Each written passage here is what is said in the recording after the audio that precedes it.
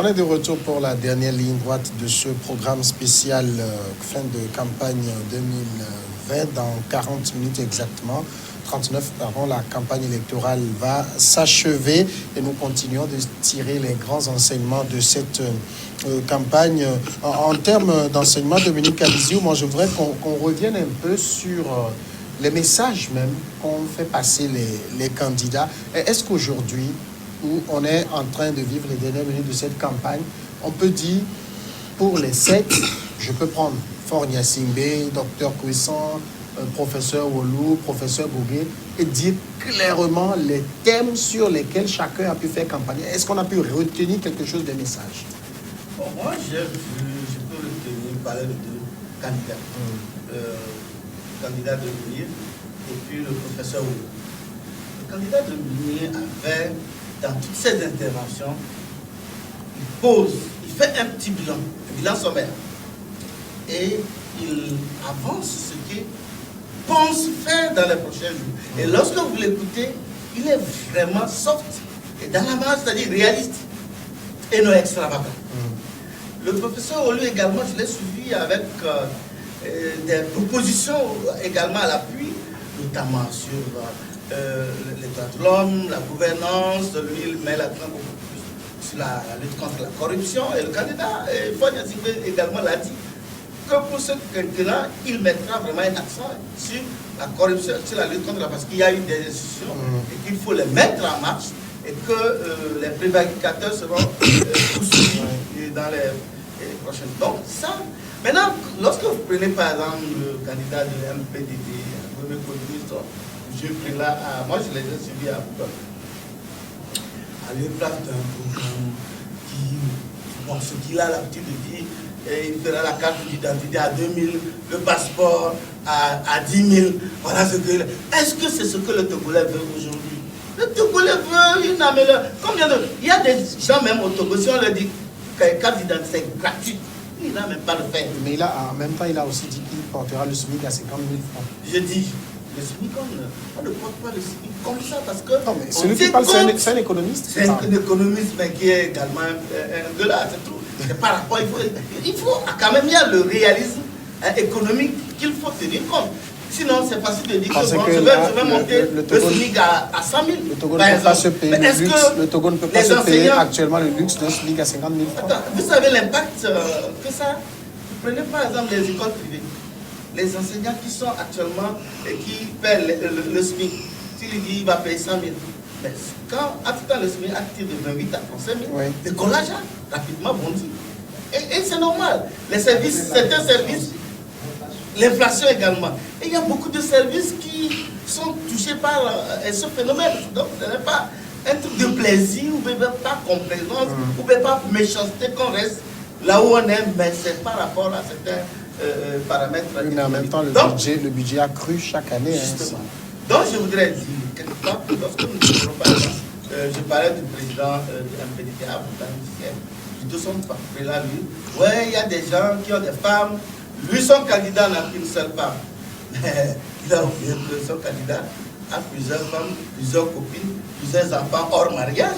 Et je ne sais pas s'il le connaît. C'est là que je me suis dit, j'ai l'impression que le prélat ne connaît pas son poulet qu'il défend et qu'il ongle. Sinon, Agbemé a un enfant avec la cousine de Fabre. Non, on va pas faire on va pas aller dans la vie privée d'Agbemé. Oui, je ne veux pas, mais c'est eux qui ont... On va pas aller. Non, le prélat n'a cité personne. Je crois que... Le prélat a dit certains. Il n'a pas donné un nom. Vous pensez qu'il a cité quelqu'un? Il n'a cité personne, mais est-ce que c'est ce que le message que les Togolais veulent entendre? Il est libre de passer le message qu'il veut en même temps. S'attaquer aux gens. Or, ce faisant, celui qui est à côté de lui est pire que ceux qui comptent à côté. C'est tout ce que j'ai voulu relever. S'il était mieux, ou meilleur, là j'allais applaudir. D'accord, Germain Pouli. Non, je n'ai pas. Depuis là, j'ai pas eu la parole. Germain Pouli, vous avez retenu quelque chose des messages? Pas grand-chose. Mais en même temps, ce qui m'a manqué, j'essaie quand même de discuter avec certains, c'est que tous les 6 candidats de l'opposition n'ont pas parlé du PND. C'est pas leur programme. Ah si. Non, c'est quelqu'un qui porte ce programme. Non, le PND, D'abord, ce n'est pas l'apanage du Togo seul. Plusieurs pays... Je me rappelle quand même qu'au niveau d'une conférence de presse de l'ANC, quelqu'un a semblé dire là-bas que pour concevoir le PND, le pouvoir a volé leurs idées à eux. Non, j'ai écouté ça de la oui, mais c'est ce que je voulais dire. Ils n'ont pas parlé du PND.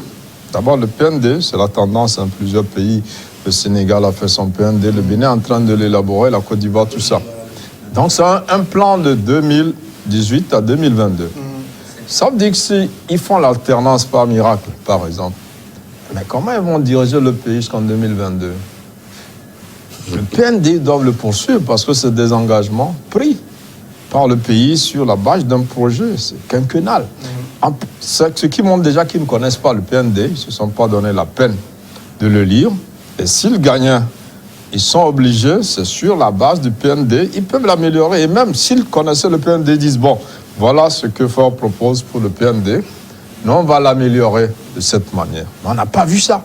Ça veut dire qu'ils ne connaissent même pas, ils n'ont pas fait ce genre de plan. Aujourd'hui, c'est la tendance. Ce n'est pas le Togo seul qui a fait le PND. Et moi, j'étais vraiment déçu qu'aucun ne parle du PND, soit pour l'améliorer, soit pour dire quand je viendrai, je vais le réorienter, ou je ferai ça. Et puis, on est dans une impréparation. C'est comme si, bon, ce que le voisin dit dans le quartier, c'est ce qu'on porte. Donc, nous, on va venir, on va créer des emplois, on va venir, on va faire, sans beaucoup de chiffres. Mais après, on a vu que certains ont fait des plaquettes avec quelques chiffres, sans dire, voilà où nous allons chercher l'argent pour faire. Et on sait qu'aujourd'hui, le Togo fait des progrès. C'est quand on parle de doing business et tout ça, ce n'est pas des paroles en l'air. Quand on dit le Togo est aujourd'hui le seul pays de la zone UEMOA à avoir à remplir tous les critères de convergence et tout ça, c'est des faits objectifs et réels qui prouvent qu'il y a beaucoup de choses qui se font. Mais ces gens-là, personne ne parle de ça. Pour eux, ils disent qu'il n'y a rien de bon. Et donc, ils viendront recréer. Or, ils doivent venir, s'il y a alternance, continuer en améliorant ce qui est en train de faire. Et personne n'a parlé de ce qui se fait et comment ils comptent l'améliorer. S'ils venaient, moi, j'ai été vraiment... J'ai été déçu par cela parce que j'avais cru qu'au moment de cette campagne-là, certains qui ont lu le PND ou qui le connaissent vont le critiquer avec des propositions plus percutantes en disant voilà ce que Faure Gnassingbé veut faire, nous on va arriver à créer 500 000 emplois d'ici 2022. Nous, c'est rien du tout. On viendra, on va créer 1 million d'emplois en faisant ça. On n'a pas vu ça. D'accord. Et tout ce qui, donc, on veut recréer. Il y en a qui proposent carrément la transition et qu'ils vont offrir. On propose de faire un mandat de 3 ans seulement. Voilà. Donc, je crois que c'est des candidats qui ne sont pas sérieux, qui ne connaissent pas ce que c'est qu'un État, comment on le dirige. Et je suis un peu déçu parce qu'il y a des candidats qui ont été ministres dans ce pays. Quand vous prenez le professeur Aimé Gobé, il a été ministre. Aguemo Kodjo, qui a été premier ministre et tout ça. Mais il n'y avait rien de consistant. Bon, Faure Gnassingbé, c'est vrai qu'il a un bilan à défendre, il est plus habitué. Mais les autres n'ont pas donné l'impression qu'ils avaient une organisation qu'ils venaient mettre en place. Ils disent des choses que le Togolais lambda dit dans son coin. Et ils disent qu'ils vont le faire parce que les gens se plaignent. Par exemple, du passeport. La dernière fois, on a vu des gens s'attraper au service passeport. Oui. Bon, lui dit, bon, pour que les gens ne viennent pas, moi, je fais une durée de 10 ans. C'est possible que ça peut intéresser les gens. Ils disent, les journalistes, il va augmenter l'aide de l'État à la presse et à l'armée. Mais il y a combien de journalistes au Togo? Même pas 5000 journalistes. Même pas. Il y a combien de militaires au Togo? Mais il y a des sujets beaucoup plus intéressants. Vous avez les femmes, les paysans, vous avez les enfants, tout ça. Moi, ça m'a manqué tout au long de cette campagne-là. Les gens sont restés dans le slogan, l'alternance, les Gnassingbé et tout ça. Quand on était en train de parler de l'UNI, on va suivre aussi la clôture de la campagne de l'Union pour la République, le parti au pouvoir. Dernière ligne droite avant la fin de la campagne présidentielle à Lomé, à Assiyeye. Mais avant, révision des bases, comment procéder pour voter. Le 22, quand tu arrives dans le bureau de vote, on te donne, par exemple, un spécimen, le papier. Quand tu prends le papier, tu plies en longueur et tu te retires. Quand tu te retires, tu regardes le candidat de ton choix. Par exemple, moi, c'est Unir, le président, notre champion. Je prends la main, je mets dans l'encre et je mets. Premièrement, il faut avoir la carte d'électeur. Ça, c'est la base. Par SMS, tu peux consulter ton bureau de vote et dès que tu as ça, tu sais dans quel bureau de vote tu iras voter. Tu te présentes dans ton centre. Tu suis les consignes, c'est-à-dire les rangs. Arrivé à ton tour, tu rentres dans l'urne. On te donne le papier, tu rentres dans l'urne. Et puis logiquement, tu votes le candidat numéro 4.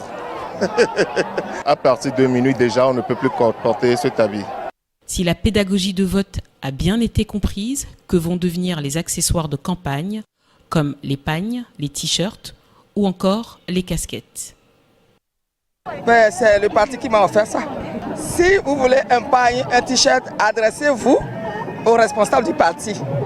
Enfin, à l'issue de cette campagne, en guise de vœu, une commerçante adresse un dernier message au chef de l'État. Il faut qu'il y ait quelque chose pour les jeunes, pour qu'ils travaillent, pour que nous évoluions dans nos choses. Faire quelque chose pour les jeunes et les hommes après le scrutin et quel que soit le vainqueur, les Togolais attendent davantage d'emplois pour les années à venir. Ça, c'est la fin de la campagne de l'Union pour la République. Fin de campagne suivie de quelques caravanes à l'intérieur du Dominique, on est déjà en direct à l'intérieur du pays. Sylvestre Béni, alors vous avez écouté, hein, la question c'est de savoir, au fond, et même dans le reportage qu'on a suivi, il y a beaucoup d'attentes. Les promesses faites, la campagne électorale, c'est la période des promesses. Ça a comblé ces attentes de la part des 7 candidats? Non, moi, si je reprends l'élément que nous venons de suivre, du moins la fille qui est intervenue donc, en dernier ressort, elle disait justement qu'il faudrait qu'il fasse quelque chose pour les jeunes. Ça veut dire en réalité qu'il y a encore des ententes. Ça veut dire qu'en réalité, rien n'a été fait pour les jeunes. Non, si la dame dit qu'il faudrait qu'il fasse quelque chose pour les jeunes, ça veut dire que quelque chose n'a pas été fait. Nous sommes d'accord. Donc, alors, si on prend les autres candidats, je crois que j'ai la parole. Hein. Il commence par ça. Non, quand vous avez parlé, je me suis tué. Maintenant, il faudrait quand même que vous soyez un peu... oui, il faudrait que vous souffrez. Souffrez que je puisse quand même finir mon analyse. Après, vous aurez la parole, parce que je me suis tué. Alors, et tout à l'heure, quand j'écoute, j'ai l'impression que nos amis n'ont Dieu que pour Foy Yasingbe, ils ont raison. Hein. Mais il faudrait également voir de l'autre côté, voir ce qui a été fait. Les gens ont proposé quand même. Hein, c'est la première fois. C'est la première fois que j'ai vu qu'au moins au niveau de tous les candidats, il y a un projet de société. C'est la première fois. Et là, je crois que ça fait l'unanimité. À l'époque, pour du moins les élections précédentes, la présidentielle précédente, des gens disent non, c'est quand ça suffit, il n'y a rien de concret. Mais cette fois-ci, vous avez vu qu'au niveau de chaque parti politique, il y a quelque chose qui a été conçu, il y a un projet de société, il y a un plan pour le pays. Quand on parle de l'ANC, par exemple, l'ANC a dit qu'ils vont... Au moins, au niveau de la gouvernance, il y aura, au niveau des droits de l'homme, il faudrait quand même qu'il y ait une certaine assise à ce côté-là, et vous verrez que ça va décoller. Il projette lutter contre la corruption, ce que le chef de l'État, le champion de UNIR a également dit. Donc, quand vous voyez, si on parle Dr Kwessan a bel et bien dit que lorsque vous sortez donc de plus de 50 ans de monolithisme politique, vous ne pouvez jamais rentrer dans une vie normale. C'est pourquoi il dit que lui propose, il va voir avec les constitutionnalistes, les juristes, pour voir quelle sera donc la méthode appropriée, ne serait-ce que pour lui permettre de faire 3 ans, faire les réformes et en 2023 organiser une nouvelle élection pour que tout le monde puisse participer et là, le meilleur qui gagne, il va gouverner normalement. Et il dit que lui, au niveau de sa gouvernance, tout le monde, ce sera une gouvernance inclusive et que tout le monde sera associé à la chose. Lorsque vous prenez au niveau du MPDD, il a également dit qu'il a un plan pour le pays. Il parle donc de l'expérience au service donc de l'espérance, et il a dans son projet de société, il a touché l'agriculture, il a touché l'économie, allez lire, il a touché avec des propositions. Et là, lorsque vous prenez le professeur Olou, il a également des choses. Lorsque vous prenez le parti Unir aussi, le Unir, j'ai l'impression que UNIR n'a pas, pour cette année, un projet de société, mais UNIR est en train donc de défendre son bilan. C'est ce qu'il fait, c'est ce que l'UNIR fait. UNIR n'a pas un projet de société. Il faut campagne sur la continuité. Non, il faut campagne sur la continuité. Améliorons. Oui, justement, c'est pourquoi je dis qu'aujourd'hui, UNIR ne fait que défendre son bilan. Il n'a plus rien à proposer. Tout n'a pas été bien fait. Justement, quand on dit que tout n'a pas été bien fait, ça veut dire qu'on parle de ce qui a été fait. Justement, c'est pourquoi je dis que UNIR ne défend que son bilan. Voilà, nous sommes d'accord. Maintenant, lorsqu'on me dit que non, que les candidats n'ont pas parlé donc du PND, le PND n'est pas un plan Marshall. Alors, ceux qui veulent que les autres candidats parlent du PND, lors de la conception du PND, si vous voulez que cela ait un caractère national, soit un truc national, UNIR peut associer l'opposition. UNIR peut. Ce qui a été fait. Non, ça n'a pas été fait. C'est pourquoi les gens disent que vous avez volé leur idée. Si ça a été fait, l'ANC ne dira pas que UNIR a volé ses idées. Il dira que nous avons contribué à hauteur, voilà, c'était notre idez. Alors, je crois que pour l'instant, j'ai la parole. Quand vous parlez, je me suis tué. Souffrez que je puisse terminer. Alors, donc, ce que je dis, c'est que il faudrait quand même que chacun a son génie, chacun a sa manière donc de gouverner. Voyez-vous, donc il ne faudrait pas qu'on dit qu'il y a un PND et que tout le monde doit regarder dans cette direction. Non, j'ai écouté une fois Pierre Gamessou, qui est aujourd'hui dans la coalition de la dynamique Kodo. Il a ouvertement dit que lui, il a travaillé sur le PND. Pas en tant qu'acteur togolais, mais en tant qu'expert donc, du produit. Donc ça veut dire que des gens ont des idées sur le PND. S'ils sont au pouvoir, ils peuvent, ne serait-ce que surfer, ne serait-ce sur certains canaux, pour faire développer le pays. Donc il ne faut pas regarder uniquement la chose du côté de Faure Gnassingbé. C'est vrai, il y a le PND, mais ce PND-là aussi peine à avoir de l'impact sur le quotidien des Togolais. Et ça, c'est une vérité. Georges Hérault, je me rappelle, après la campagne de 2015, tout le monde avait retenu, par exemple, du côté du candidat Faure Gnassingbé à l'époque, que le mandat qui s'ouvre est un mandat social. Là, à la fin, est-ce qu'on peut dire son nouveau mandat va être tel pour les autres? S'ils gagnaient, leur mandat va être tel. Vous avez quelque chose comme ça de substantiel? Oui, avant de répondre, je voudrais dire que la jeune fille qui avait parlé, qui voulait que le chef de l'État regarde la jeunesse au niveau de la jeunesse, vous savez, c'est ce qui manque aujourd'hui à notre pays, c'est que quand le gouvernement se force à faire quelque chose, on ne partage pas les informations. L'opposition, ou bien certains partis, qui pensent qu'il faut toujours prendre le pouvoir avant d'informer la population de ce qui se fait. Je pense que allant dans ce sens ne va pas nous permettre de construire ce pays. Aujourd'hui, quand le président de la République se déplace, des fois, quand il se déplace avec certains militants qui sont concernés par des informations, il les sollicite afin d'expliquer à la population certains mécanismes. Je pense que ça c'est de bonnes actions pour le chef de l'État, parce que nous l'avons dit même pas plus qu'hier en août que aujourd'hui il y a les communes, les informations seront décentralisées dans les communes pour que la population, les collectivités aient l'information à proximité. Maintenant, dans ce qui concerne est-ce que vous retenez des promesses, des messages? Oui, vous voyez, ça va être forcément la continuité. Parce que du côté du pouvoir, c'est ça? Oui, ça va être forcément la continuité. La rupture pour les autres, c'est ça? Pour les autres, je ne voudrais même pas aller dans ce sens parce que, vous savez, au Togo, nous vivons quelque chose, c'est ce que j'aimerais à souligner. En temps normal, les gens pourraient dire que voilà le programme qui se fait au Togo aujourd'hui, le PND, nous pouvons le faire, l'améliorer, enlever ceci, mettre d'autres choses pour pouvoir continuer. Mais on a l'impression que tout ce que Béni dit, les candidats ont plutôt insisté sur l'alternance. quelqu'un qui gouverne pendant des années et nous allons l'enlever pour mettre... Non, je n'ai pas dit ça. Non, je ne dis pas que... Je vais dire tout ce que Béni dit, je n'ai pas dit ça. Béni dit qu'il a entendu des propositions concrètes, des programmes de société, des candidats. Oui. Moi, je n'ai pas entendu. Si on prend Tchassona, par exemple, qui dit qu'il parle de dipôle économique. Donc, vous avez dit, il y a du concret.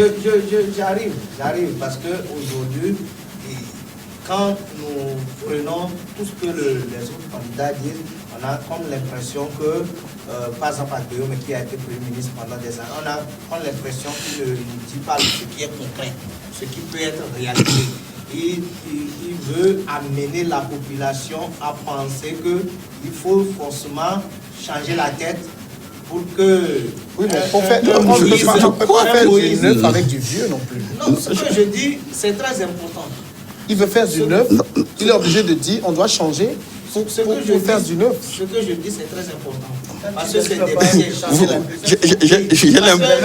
parce qu'il ne faut pas penser. J'ai l'impression que Agbeome vous pose des soucis. Non, parce que depuis que nous sommes là, tu as parlé de plus de 10 fois d'Agbeome.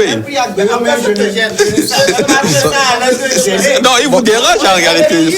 Moi, j'ai pris un exemple. C'est juste, tu prenais tous les gens sur Agbeome, quoi. Non, aucunement.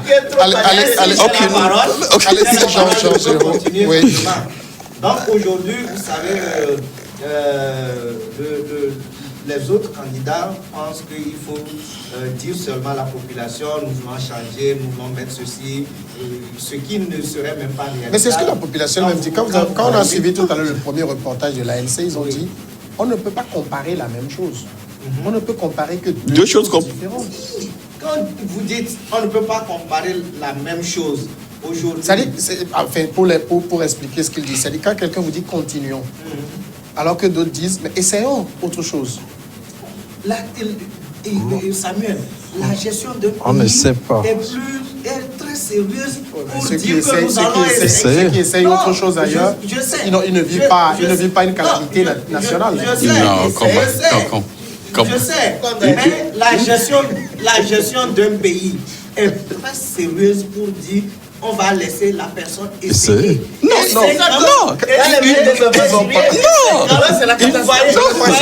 crois que UNI a essayé beaucoup de choses. UNI a essayé beaucoup donc de plans DRCP, nanana, FNF. Actuellement, nous sommes au PND. Peut-être que ça va passer, après on dira autre chose. Vous savez, ils ont essayé également. Le chef de l'État, le président d'UNI, quand il commence par 2005. Comment l'élection de 2005 a été organisée avec son lot de violence et tout. Quand vous voyez tout ça là, on comprend avec exactitude que c'est maintenant même que le Togo va et le développement va s'amorcer. Donc, qu'est-ce qu'on faisait concrètement? Donc, les 15 ans, c'est passé petit profit. Donc, les 15 années, il n'y a rien. Tu sais tout ce qui a été fait. Si c'est maintenant que vous allez travailler, donc ça veut dire qu'avant vous amusez. Si aujourd'hui on a organisé cette élection de 2020 et que vous voyez que les gens, ça s'est passé dans le cadre. On n'a pas encore organisé. Non, nous ne sommes pas réellement. Nous parlons en fait du concret. Nous parlons du concret. Non, que ça se passe bien, c'est vrai. Nous sommes quatre, Samuel. Laissez-moi parler pour que je puisse. Allez, terminez rapidement. Nous sommes quatre sur ce plateau et nous avons dit dans l'unanimité que l'élection, la campagne a bien déroulé et ça montre, c'est du concret. C'est du concret aujourd'hui. Donc, ça veut dire qu'aujourd'hui, les Togolais ont dépassé certains stades de violence, de barbarisme. On se comprend. Aujourd'hui, on sait que la politique on va faire tourner rapidement. Jeu. Dominique, vous retenez quoi? 2015, mandat social. Pour Fornia Singh, si vous devez résumer tout ce qu'il a dit, vous retenez quoi? Mandat quoi? Vous savez, il a parlé du mandat social et effectivement, il a mis l'accent sur le social. Mais les gens, parce qu'au lancement du service d'une business au PND, il a reconnu qu'on ne peut pas faire du social quand on a beaucoup de dettes à payer. Et ça a été compris comme le social a été un échec. Voilà. Moi, je n'ai pas entendu ça. Mais il a dit. Moi, je n'ai pas Au moins écoutez votre champion.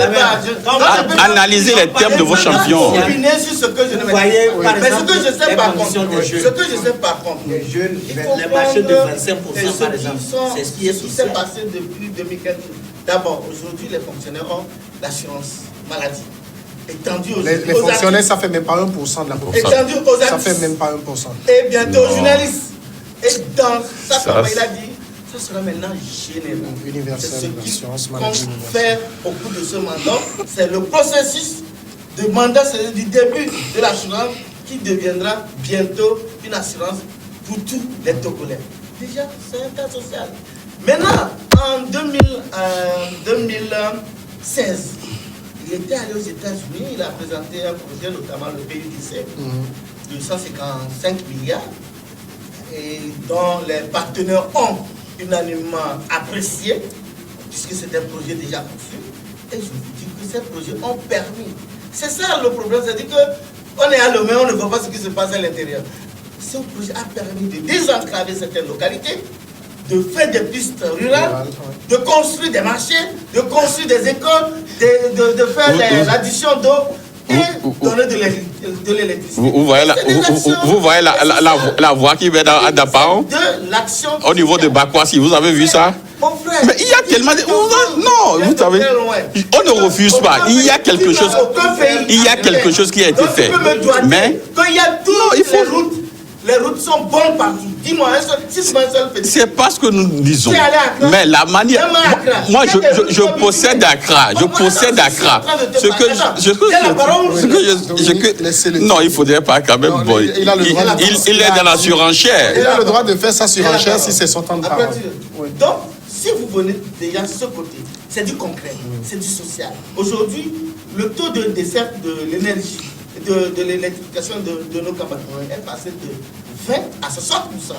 Ça, c'est du social. Je vous ai dit que moi, dans mon village à Tomembe, dans le village de Kwadro, avant, c'est l'ancien ministre Yao Kunaleko qui avait acheté un groupe électrogène où on achète les camions, on allume de 18h à 21h. Et c'est quand le ministre Yao Kunale arrivait qu'il met beaucoup de camions, on a la lumière de 6h à 6h. Mais quand Kwadro venait à l'époque, il a son petit groupe. Quand on était pour le village, il met en marche son petit groupe. Pour lui, c'est pour sa maison. Ce que je dis, les gens de Tomembe sont en train de me suivre et je ne suis pas en train de mentir. Podjo n'est pas aux affaires. Est-ce que Podjo était aux affaires? Est-ce qu'il était aux affaires? Non, il était déjà évêque d'Akra. S'il est évêque, est-ce qu'il est aux affaires?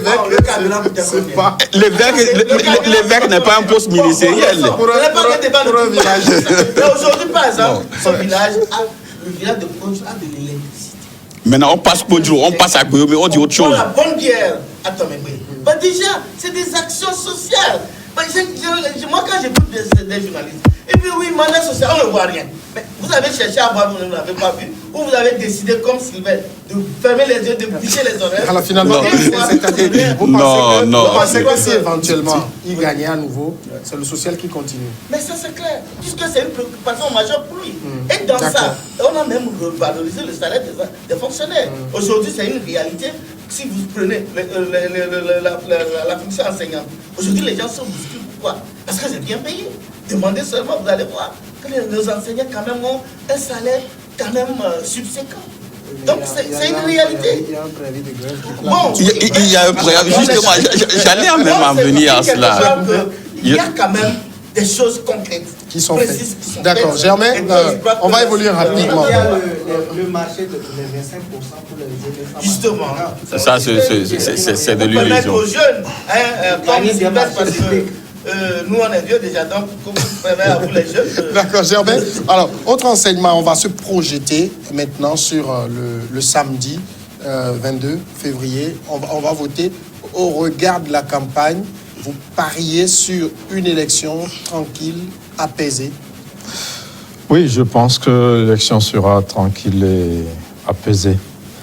Parce que on craignait de petites violences, on n'en a pas vu. On craignait aussi ceux qui annonçaient des troubles. Et il y a 10 000 policiers et gendarmes.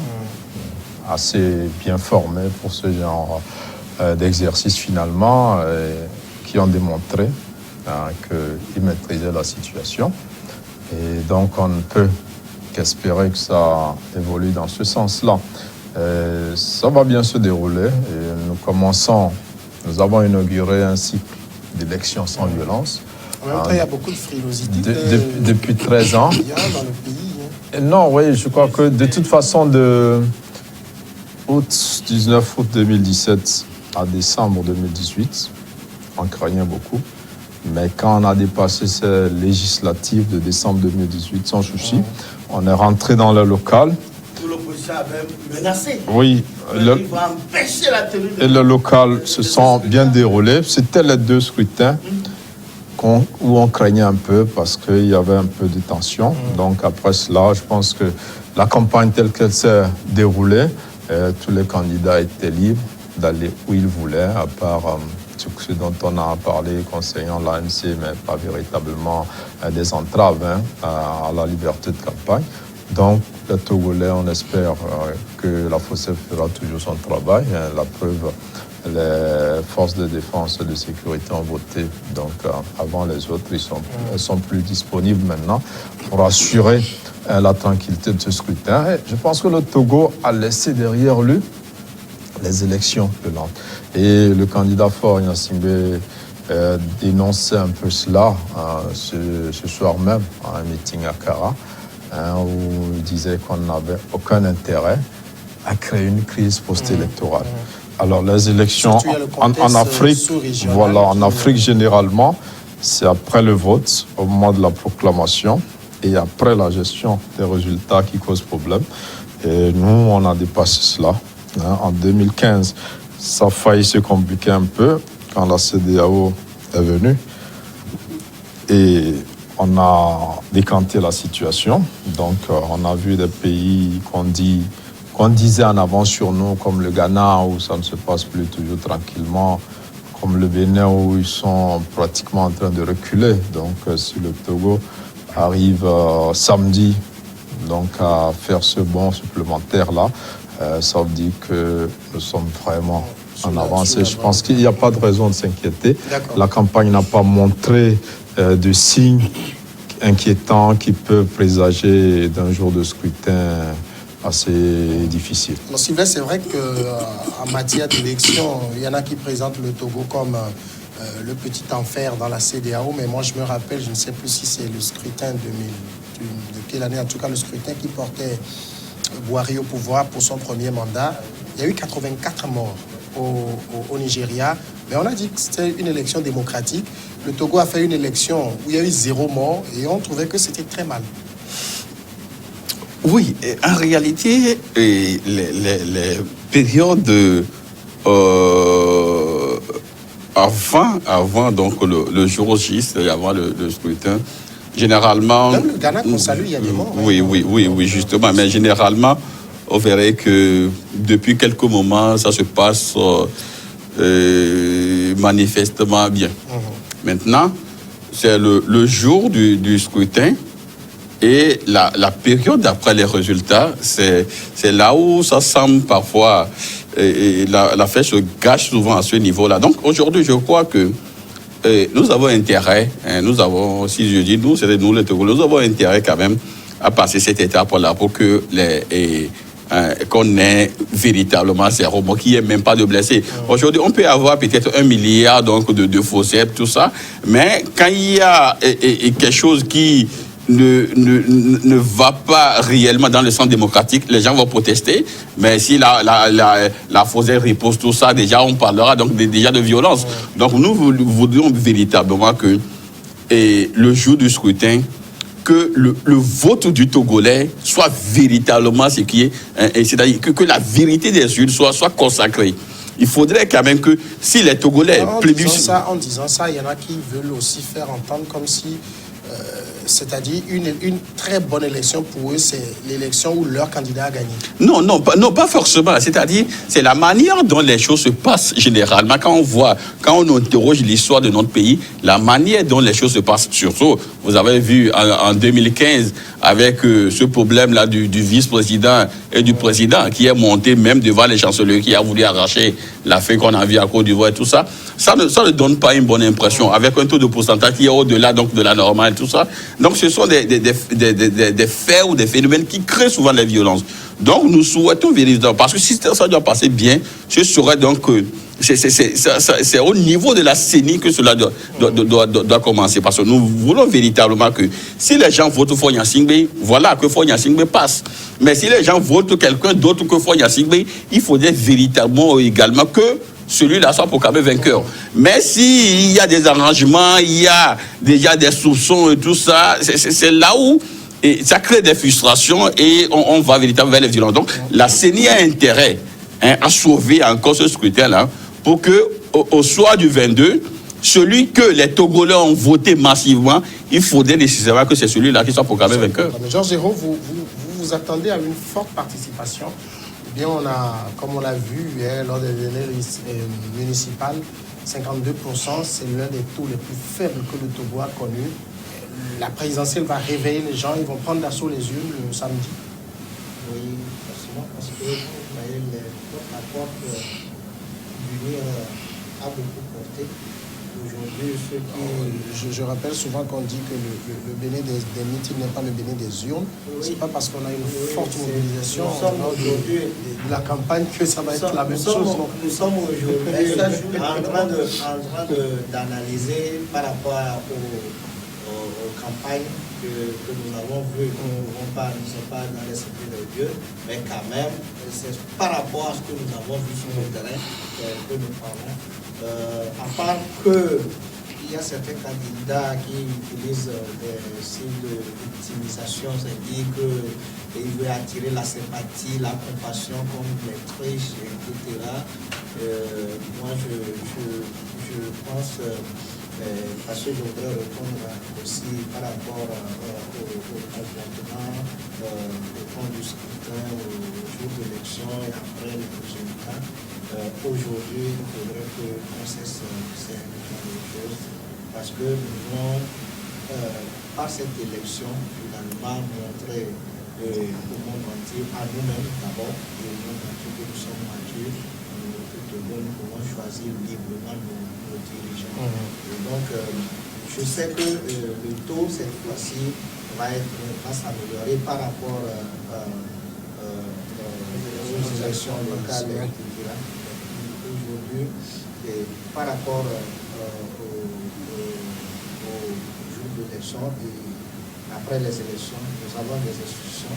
Si je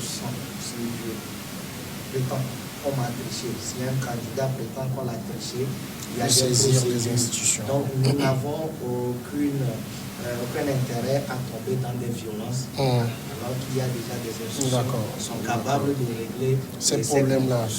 Dominique, la question de la participation. Le taux de la participation. Oui, vous pensez que ce sera fort?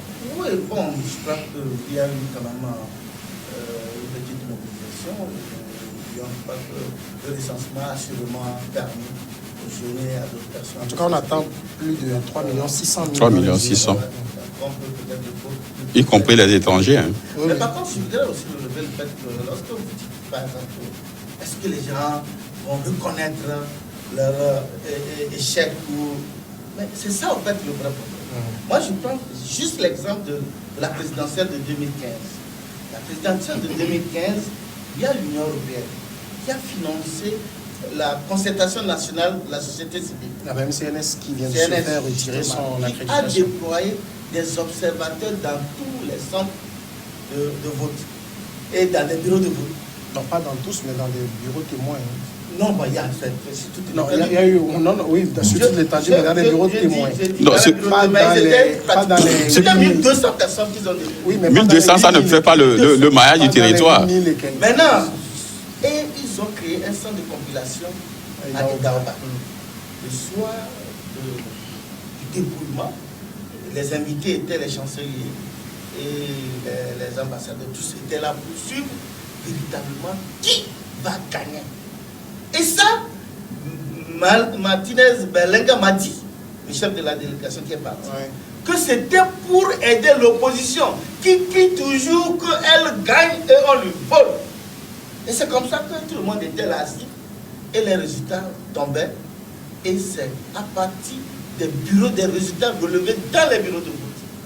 Et au final, Fouad Nassimba a largement et nettement gagné. Mais malheureusement, malgré ça, l'ANC a crié au vol. C'est ça la mauvaise foi. C'était en quelle année? En 2015. En 2015. Justement, si l'ANC crée, en 2015, regarde la manière de la CENIA pour calmer les résultats. C'est normal que l'ANC crie. Si le jour-là, c'est normal. La CENIA a titubé, ou était. Bon, si quelqu'un qui titube, ça veut dire qu'il maîtrise ça. Ce que dit Dominique, c'est aussi important, c'est qu'on donne aussi l'impression, comme si quand je proclame le résultat, je ne peux pas tousser. Non, en réalité, non. On ne parle pas de tousser. Mais est-ce qu'au niveau de la plénière, ils se sont concordés là-dessus? Parce que le vice-président faisait un tour et il a vu son président en train de proclamer les résultats. Il a été surpris. Vous voyez, il a été surpris. Donc voilà. Que lui était à la maison, alors qu'il était là-bas. Je vous dis, le monsieur passait et puis il a suivi son président. C'est pourquoi il vous dit. Il y a des gens qui veulent faire preuve de mauvaise foi malgré l'évidence, la clarté, la transparence. Mais il dit non, on a faudé. C'est compris. Mais il y a des faits. Il y a des faits sur lesquels on peut quand même se donner. Germain Pouli, merci à vous aussi. Merci Sylvestre Béni, Georges Hérault. Merci beaucoup. L'essentiel, c'est que tout se passe très bien. Que le Togo gagne. Le scrutin du 22 se déroule dans la paix, dans la transparence. Et qu'on continue le développement. Tu peux me serrer au moins la main, n'est-ce pas? Merci. À la prochaine.